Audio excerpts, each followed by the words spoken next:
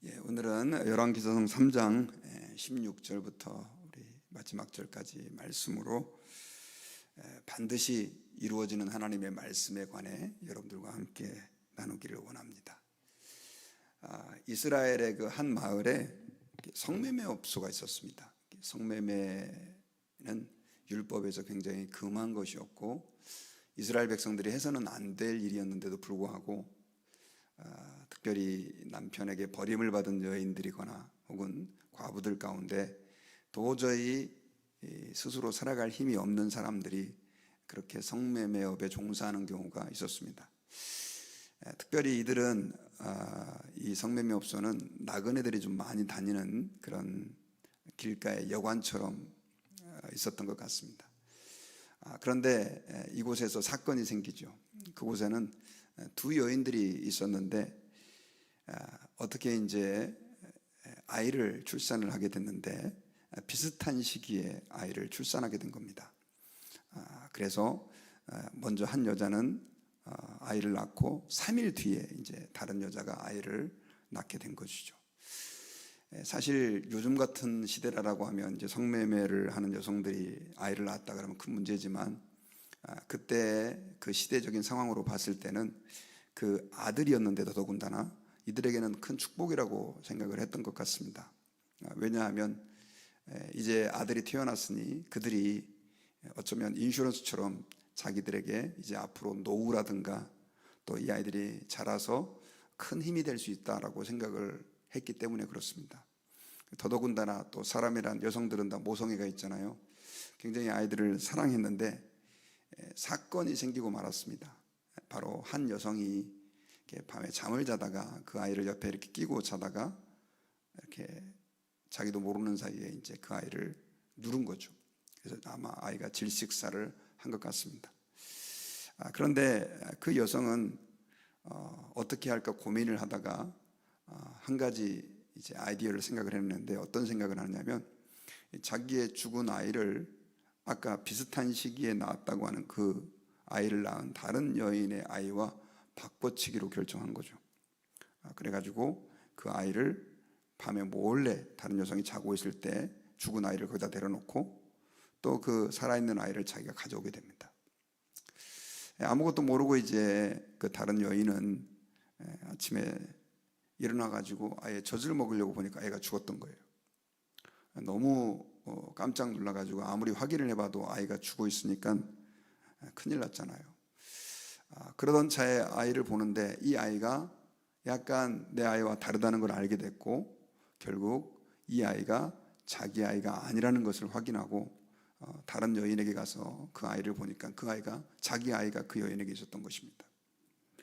너무 억울해서 아이를 달라고 하니까 그 여인은 또 아니 무슨 소리냐 이 아이가 내 아이라고 우기는 상황이 벌어지게 된 거죠. 그러다 보니까는 이제 이 문제를 해결하기 위해서 보통 그 이스라엘의 지방에는 우리 한국으로 말하면 옛날에 그 포도청이 있었잖아요. 그래서 지방 관리가 있는 곳에 그곳에 가서 우리가 이런 사건을 가지고 좀 해결해 달라고 특별히 그 멀쩡한 아이를 빼앗긴 그 여인은 너무 억울해 가지고 이제 그 관청에 호소를 했는데 큰 문제가 생긴 게 뭐냐면 사건을 해결할 방법이 없는 거예요. 왜냐하면 증인도 없죠. 또 아이도 거의 낳은 시기가 비슷하죠. 또 뭐 요즘 같으면 혈액 검사라든가 뭐 DNA 검사로 할 수 있지만 그것도 안 되는 겁니다. 순수하게 그들의 주장만 의지해야 되는데 이게 계속해서 지방관청 또 요즘으로 말하면 이제 조금 더 넓은 지역까지 계속 올라갔지만 이 문제를 해결할 길이 없는 거죠. 결국 그 문제가 어디까지 올라가게 되냐면 우리 한국으로 말하면 대법원처럼 솔로몬 왕에게까지 올라가게 된 것입니다. 그런데 이게 큰 사건이었던 이유가 뭐냐면 솔로몬이 이제 왕위에 즉위하고 나서 어떻게 말하면 이제 왕으로서 백성들에게 신임을 얻어야 되는데 정말 골치 아픈 사건이 솔로몬 왕에게까지 도달하게 된 겁니다. 아마 백성들은 특히 신하들은 왕이 저걸 어떻게 판결하나 아마 다 고민을 하고 그 왕에 대해서 의심스러운 눈초리로 쳐다보고 있었던 것 같습니다. 여러분 아시겠지만 솔로몬 같은 경우는 11번째 아들이죠. 그 위에 형들도 많이 있었는데도 불구하고 다윗 왕이 하나님께서 시켰다 그래가지고 그 솔로몬 11번째 아들을 왕으로 지명해 세우셨으니 아마 그 중간에 다른 왕자들의 불만도 많이 있었을 것이고, 또 앞서서 말씀드렸지만 그 전에 반란도 여러 번 있었다고 그랬잖아요. 다른 신하들도 이 솔로몬의 능력을 신뢰하지 못하고 있었던 것 같습니다. 그런데 솔로몬이 이제 그 사건을 재판하는 장면이 오늘 본문 가운데 기록이 되어 있는데, 이야기를 들어보니 뭐 도저히 어떤 자기의 그 뭐라 그럴까요? 판례라든가 또 어떤 공부한 거 가지고 판단할 능력이 없었던 거죠. 다 왕 앞에서도 그 여성들 둘이가 다 자기 아이라고 우기고 있는데, 분명히 둘 중에 한 사람은 거짓말을 하고 있는데 알아낼 방법이 없었던 거죠. 그래서 솔로몬이 어떤 아이디어를 생각을 해내느냐면, 칼을 가져와라. 여자 둘이가 다 아들을 자기 아들이라고 우기니 이 아이를 반으로 잘라야 되겠다. 근데 그게 그냥 뭐 좀 우스갯소리를 한 게 아니라 정말 진지하게 왕이 아주 그 분위기를 압도하면서 실제로 아이를 자를 것처럼 칼을 가져오라고 하여 그 아이를 바로 이제 그 왕 앞에서 죽이려고 하는 그런 제스처를 취하죠. 그때 친어머니가 막 울면서 이 아이를 살게 해주십시오. 저 여자가 그것이 되게 해주십시오. 쪼개지 마십시오. 이렇게 요구를 하고, 다른 어머니는 아닙니다. 쪼개주십시오. 어차피 자기 아이 죽었으니까. 그리고 또 둘 사이가 좋지 않았던 것 같아요. 그때 솔로몬 왕은 이제 명판 판결을 하게 되죠. 저 아이를 양보한 여성이 바로 친엄마다, 이렇게 말하게 됩니다. 결국 그렇게 해서 이 사건이 해결이 됐는데, 여러분 여기 본문에 나오는 이 내용은 뭐 희대의 재판이라 그래서 지금도 많은 법관들 사이에서 혹은 또 문학이라든가 또 여러 가지 사회에 있어서 현재까지도 중요한 이야기로 회자되고 있는 내용입니다. 그런데 주님께서 이 이야기를 통해서 우리에게 말씀해 주시는 내용은 뭐냐면요, 이게 참 솔로몬이 이렇게 재판을 잘했다더라, 이게 핵심이 아니라 사실은 하나님께서 이 재판 과정을 통해서 보여주시는 것은 하나님이 솔로몬에게 하신 언약, 그 말씀을 하나님께서는 반드시 지켜주셨다는 것을 우리에게 보여주시는 내용이죠.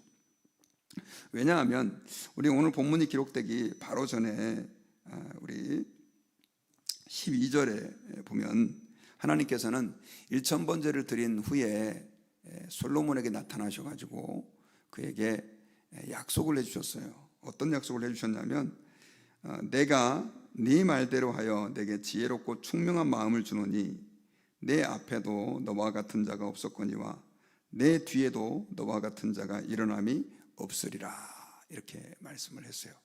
그러니까 솔로몬이 1000번제를 드린 후에 하나님이 꿈에 나타나셔서 내가 너한테 뭘 해줄까라고 요구를 했을 때 주님의 백성들을 올바르게 이끌 수 있는 그런 지혜를 달라고 기도했잖아요. 하나님은 너무 기분이 좋아서 지혜와 함께 부귀와 명성까지도 주겠다, 이렇게 말씀을 해주셨는데, 지혜를 주신다고 약속한 뒤에 바로 네 이전에도 너와 같이 지혜로운 사람이 없었고 네 이후에도 없을 것이다 라고 말하는 약속을 주시는 장면이에요. 그리고 바로 이 희대의 재판 사건이 기록되어 있다는 얘기는 뭐냐면, 하나님이 그 말씀대로 솔로몬에게 지혜를 주셨는데 솔로몬이 이렇게 어려운 판결을 지혜롭게 판결을 했다, 재판을 했다는 것을 성경에서 드러나기 위해서입니다. 여러분 성경을 읽다 보면 가끔씩 우리가 이게 역사 같은데 또 왕들의 행적을 기록한 것 같은데 아닌 것 같기도 한다는 생각이 드는 이유가 뭐냐면, 성경은 단순하게 우리 조선왕조실록의 역사를 기록한 것처럼 그런 관점에서 기록한 게 아니라 하나님이 어떻게 왕들에게 일하셨고 역사하셨는지, 또 왕들이 하나님을 어떻게 섬겼는지에 대한 그 관점을 중심으로 기록했기 때문에, 특별히 여러분 오늘 본문은 아주 철저하게 우리가 이 본문을 이해할 때 하나님께서 솔로몬에게 말씀대로 하신 약속을 이루어주셨다는 것이 이 사건을 통해 증명되는 것이다 라고 하는 것을 우리가 볼 수가 있습니다. 여러분 오늘날 현대 같으면 아무 일도 아니죠. 그냥 DNA 검사 한번 하면 금방 나오고, 또 간단하게는 혈액 검사만 해도 혈액형이 만약에 좀 구분되는 것이라면 친자를 판명할 수가 있습니다. 그런데 증인도 없는 상태에서 또 아이도 낳은 시기가 비슷한 상태에서 서로 자기의 아이라고 주장하는 이 사건을 심리한다는 건 불가능한 일이었지만 하나님이 주신 지혜로 이것이 가능했습니다. 하나님께서 말씀해 주신 것을 주님은 반드시 솔로몬을 통해서 이루어 주신 것을 알 수 있죠. 여러분, 특별히 우리가 성경을 읽을 때 그래서 이런 마음을 가지고 읽어야 합니다. 하나님의 예언과 약속, 또 말씀은 반드시 이루어진다는 거죠. 여러분, 실제로 예수님께서는 성경에 기록된 예언대로 제가 말씀드렸잖아요. 예수님께서 오신다라고 하는 예언이 300가지가 넘게 예언되어 있다. 그런데 실제로 예수님께서는 2000년 전에 그 구약의 예언대로 이 땅에 사람이 되어서 오시고 또 우리를 위해서 십자가에서 죽으시고 3일 만에 부활하셨습니다. 하나님의 말씀이 허언이 아니라 실제로 이루어진 것을 알 수 있죠. 앞으로 여러분, 예수님께서는 다시 오실 줄 우리가 믿어야 합니다. 왜냐하면 성경에서 그렇게 우리에게 계속해서 또한 예언을 해주고 계시기 때문에 그렇습니다. 그래서 어떤 분들은 이 성경에 기록된 예언들이 100가지라고 한다면 이미 90가지 이상이 다 이루어졌다. 남아 있는 예언은 뭐냐? 바로 예수님께서 다시 오신다라고 하는 예언이다. 그리고 예수님께서 다시 오신다라고 하는 것을 우리가 그래서 믿으시고 하나님 앞에서 그 약속을 믿고 살아가는 우리가 될 수 있기를 바랍니다. 그리고 실제로 역사에서 이 하나님의 약속의 말씀은 너무나 많은 부분에서 성취가 됐습니다. 대제국이었던 바벨론의 멸망, 그리고 이스라엘 백성들이 포로로 끌려간 지 70년 만에 돌아오겠다. 이 연도까지 다 정확하게 성취가 됐잖아요. 그리고 헬라 제국, 알렉산더 대왕을 중심으로 한 헬라 제국이 태어날 것이다, 생겨나게 될 것이다 라고 하는 예언도 성취가 됐고, 그 다음에 이 제국이 4개의 나라로 갈라질 것이다 라고 하는 예언도 성취가 됐습니다. 로마가 등장할 것이라고 하는 예언도 성취가 됐고요. 이렇게 거대한 나라에 대한, 국가에 대한 약속마저도 하나님은 다 실제로 다니엘에게 하신 예언대로 성취를 하신 것을 우리가 알 수가 있습니다. 그래서 우리가 성경을 읽을 때마다 항상 기억해야 되는 것은 이 말씀이 그냥 우리에게 좋은 말씀이 아니라 실제로 이루어지는 약속이다라고 하는 사실을 우리는 신뢰를 해야 됩니다. 가끔씩 교회 다니는 분들 중에서 아무리 교회를 다녀도 내가 정말 죄사함을 받았는지, 하나님이 나를 구원해 주실지에 대해서 확신이 안 된다는 분들이 계십니다. 근데 여러분, 하나님의 말씀이 내가 예수 그리스도를 믿으면 구원받는다, 죄사함 받는다라고 기록되어 있기 때문에 우리는 그 말씀을 그대로 믿으면 되는 거예요. 내가 예수 그리스도를 믿고 내가 주님의 말씀대로 살 때 나는 하나님의 백성이 되고 주님께서 나의 모든 죄를 용서해 주시고 나를 결국은 하나님의 나라의 백성이 되게 하실 뿐 아니라 이제 천국으로 인도하신다라고 하는 약속을 우리가 신뢰해야 되는 것이죠. 그리고 또 우리가 성경엔 이런 약속들이 많잖아요. 네가 이웃을 사랑해야 된다. 이웃을 불쌍히 여겨줘야 된다. 그 사람들을 네가 돌봐주면 내가 너를 돌봐주겠다고 하는 이런 약속들도 하나님께서 실제로 저와 여러분들의 삶에 이루어 주시고, 또 우리가 기도할 때 우리는 하나님이 과연 응답을 주실까 의심될 때가 있습니다. 그런데 여러분, 주님이 거짓말하는 분이 아니라고 한다면 지금까지는 너희가 내 이름으로 구하지 아니하였으나 구하라 그러면 받으리니 너희 기쁨이 충만하리라. 이런 약속들. 구하라 그러면 주실 것이요, 찾으라 그러면 찾을 것이요, 두드리는 자에게 열릴 것이다. 기도할 때 하나님께서 우리에게 응답 주시겠다고 하신 이 약속의 말씀을 우리는 믿어야 됩니다. 저는 제가 예수님을 처음 만났을 때, 교회는 그냥 다니다가 예수님을 인격적으로 만났을 때 참 힘든 상황이었습니다. 그래서 제 인생에 있어서 지금 생각해보면 아무것도 아니지만 가장 어두운 시기를 지나갈 때였는데, 그때 하나님께 기도를 했는데 제가 간증 여러 번 했잖아요. 내가 주님을 만났을 때. 근데 그때 주님이 제게 약속의 말씀으로 주신 게 있었어요. 그게 뭐냐면 제가 제일 좋아하는 말씀인데 로마서 8장 28절과 9절 말씀이었어요. 우리가 알거니와 하나님을 사랑하는 자 곧 그 뜻대로 부르심을 입은 자들에게는 모든 것이 합력하여 선을 이룬다. 그때는 그게 무슨 뜻인지를 잘 몰랐어요. 그냥 이 정도만 알고 있었죠. 고통이 내게 찾아와도 그 고통을 하나님은 오히려 선으로 바꾸신다. 뭐 그 정도. 근데 지금 보니까 뭐 그게 제대로 된 이해를 하고 있었던 것 같아요. 깊은 의미는 몰랐지만. 그래서 계속해서 제가 기도하다가 저의 답답한 현실을 보면서 하나님 로마서 말씀에는 하나님을 사랑하는 자 곧 그 뜻대로 부르심을 입은 자들에게는 모든 것이 합력하여 선을 이룬다고 말씀하지 않았습니까? 제가 지금 힘들고 어려운 상황이지만 저의 이 상황을 오히려 주님은 바꿔서 반전시켜서 하나님의 뜻을 이뤄가는 과정으로 바꿔주십시오. 그렇게 기도를 했었습니다. 사실 그때는 이 성경 구절을 오해해가지고 어떤 분들은 합력하여 선을 이룬다는 게 뭐 두 사람이 힘을 합쳐서 하나님의 뜻을 이룬다 이렇게 해석하는 분들도 계셨어요. 이건 정말 성경을 잘못 해석하는 건데, 그런데 이 말씀이 그런 뜻이 아니라 내 삶에 닥치는 어떤 고통도 아픔도 하나님은 선으로 바꿀 것이다. 저는 제대로 그때 이해를 하고 있었던 것 같아요. 그런데 그때부터 지금 30여 년의 시간이 흘렀는데 그 말씀이 그대로 제 가운데 이루어졌어요. 만약에 그때 제게 고통이 없었다고 한다면 지금의 저는 없죠. 왜냐하면 어떻든 그 고통의 기간을 통해 저는 예수님을 만나는 엄청난 축복을 누리게 됐고, 결국 그것이 계기가 돼서 하나님의 일을 할 수 있는 목회자의 길까지 걸어갈 수 있는 하나의 단초라고 해야 될까요? 계기라고 해야 될까요? 그것이 되었기 때문에 그렇습니다. 제가 목회자가 대단해서가 아니라 저는 지금도 너무 감사한 것이 우리가 여러분 한 영혼에게 복음을 전해서 예수 믿고 돌아오게 한다는 게 이게 쉽지 않잖아요. 그런데 그런 특권을 누리면서 우리 젊은 아이들에게 또 성도들에게 하나님의 말씀을 전할 수 있었다는 게 얼마나 지금 생각해보니까 감사한지 모르겠습니다. 여러분, 우리가 이 땅을 살아갈 때에요, 우리는 때로는 하나님의 말씀이 정말 과연 그대로 이루어질까 의심이 될 때도 있습니다. 그러나 만약에 하나님의 말씀이 거짓이라면, 또 하나님의 말씀의 약속이 우리 가운데 허언된 이야기라고 한다면 이미 기독교는 없어졌을 거예요. 그런데 성경이 기록된 이후부터 또 그 전부터 하나님께서는 우리에게 하신 말씀의 약속을 신실하게 이루어 주셨고요.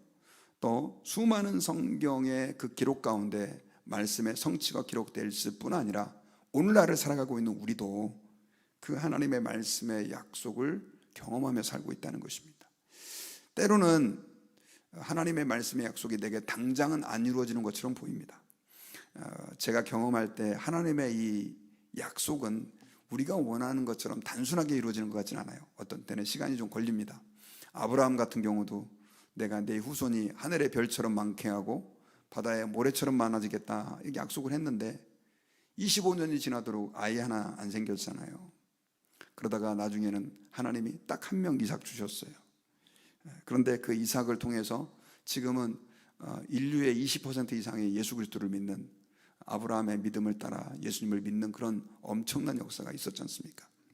그러므로 여러분, 때로는 우리가 더디 이루어진다 할지라도 하나님은 반드시 약속을 이루시는 하나님을 믿고 신뢰하실 수 있기를 주님의 이름으로 축원드립니다. 말씀의 결론을 맺겠습니다. 오늘 본문에 나오는 이 솔로몬의 희대의 재판, 참 어려운 재판이어서요. 그래서 결국 가난한 두 여인들의 그 탄원이 왕에게까지 올라가는데, 이것은 솔로몬 왕을 시험하는 하나의 바로미터가 될 수 있는 굉장히 중요한 사건이기도 했습니다.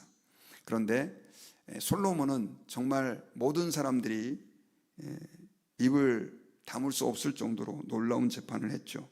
28절에 보니까 온 이스라엘이 왕이 심리하여 판결함을 듣고 왕을 두려워하였으니 이는 하나님의 지혜가 그의 속에 있어 판결함을 봄이더라. 하나님의 지혜가 그의 안에 있었다라고 하는 것을 사람들이 보게 되죠. 그것은 하나님의 말씀의 약속대로 주님이 이루신 것입니다.